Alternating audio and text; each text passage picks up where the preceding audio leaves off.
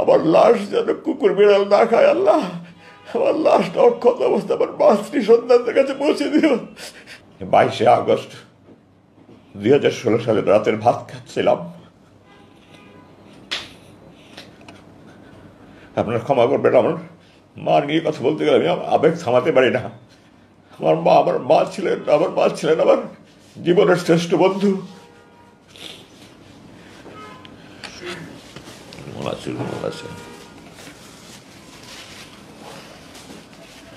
আমি আমার মার সাথে খেতে বসেছিলাম। এই সময় সরকারের গুন্ডা বাহিনী, আমি গুন্ডা বাহিনী এই জন্যই বলছি যে আইন প্রয়োগকারী সংস্থার লোক ওয়ারেন্ট ছাড়া, মামলা ছাড়া, ওয়ারেন্ট ছাড়া উঠিয়ে নিয়ে যাওয়া মানেই গুন্ডারদের কাজ। সুতরাং যেই করুক না কেন সে গুন্ডা, এবং এটা করেছে সরকারের যেই বাহিনী হোক, সরকারি গুন্ডা বাহিনী। সরকারের গুন্ডা বাহিনী আমার বাসায় আসে এবং তাদের মধ্যে যাকে আমার একজন অফিসার বলে মনে হয়েছে, আমি 30 বছর একটা বাহিনীতে চাকরি করেছি, আমি পোশাক দেখলে বলতে পারি কে অফিসার কে নিম্ন পদবীর কর্মকর্তা। তো যাকে আমার অফিসার বলে মনে হয়েছে সে আমার সাথে অত্যন্ত দুর্ব্যবহার করেছে, আমাকে তুই করে কথা বলেছে, আমার সাথে চরম দুর্ব্যবহার করেছে। আমি তাদেরকে জানতে চেয়েছি আপনারা কারা, আপনাদের পরিচয় কী, আপনাদের পরিচয়পত্র দেখান। তারা আমার কথার জবাব দেয়নি। আমি বলেছি আপনারা আইন প্রয়োগকারী সংস্থা নাকি, আপনাদের আইন প্রয়োগকারী সংস্থা, আপনারা পরিচয়পত্র দেখান। কোনো জবাব দেয়নি।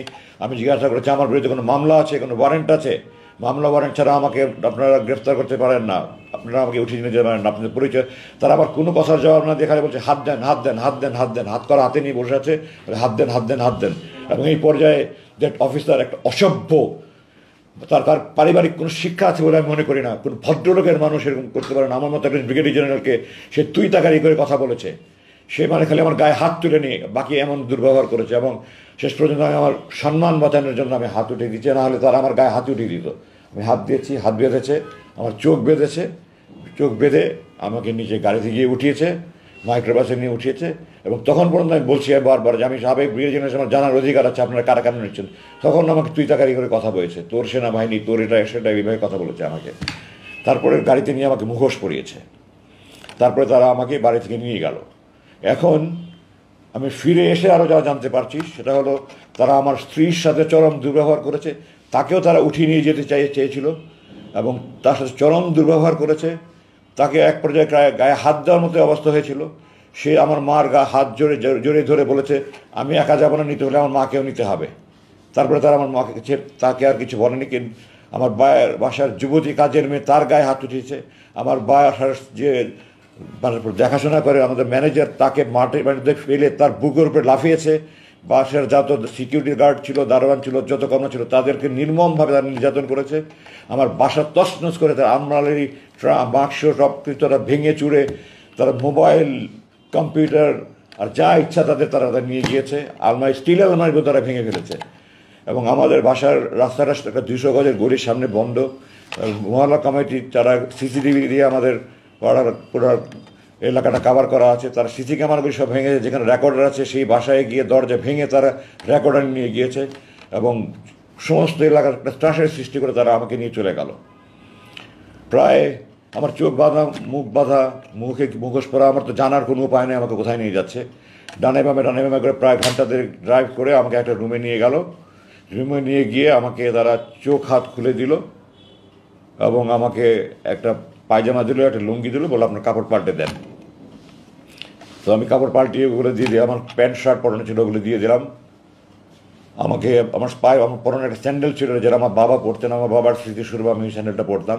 তারা আমাকে একজন স্যান্ডেল দিল, আমার স্যান্ডেলটা নিয়ে যেতে দিল। আমি স্যান্ডেল নিতে দিই না, আমি বলেছি না এটা আমার বাবার স্মৃতি, আমি এটা দেবো না।